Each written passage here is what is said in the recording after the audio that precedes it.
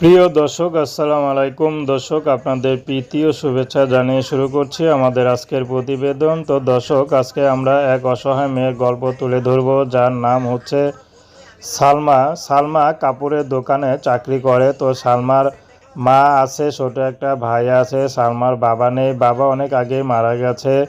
তো সালমার মা কিছু করে না, তার মধ্যে সালমার মার কিডনির সমস্যা। এমন মেয়েকে কোন ছেলে বিয়ে করবে? সবাই তো চায় শ্বশুরবাড়ির টাকাওয়ালা, পয়সাওয়ালা। তো এমন তার তো আর তেমন বাবা নেই বা শ্বশুরবাড়িও নেই যে অনেক পয়সা থাকবে, তো তার মেয়েকে কে বিয়ে করবে?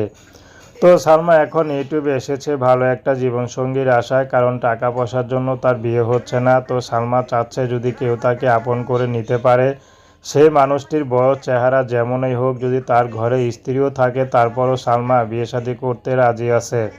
সালমার ব্যক্তিগত কোনো পছন্দ নেই। সালমাকে যে আপন করে ভালোবেসে কাছে নিতে পারবে, সালমা তার কাছেই যাবে। তো সালমা কাপড়ের দোকানে কাজ করে যা পায় তা দিয়ে কোনো মতে সংসার চলে, সেটাও হিমশিম খেতে হয়, কারণ এলাকায় কাপড়ের দোকান অত তো চলে না, সেটা মার্কেটেও না, এলাকার মধ্যে। এলাকায় অনেক আপুরা যে দোকানগুলো দেয়, সেই দোকানের সেলসম্যান হিসেবে সালমা কাজ করে।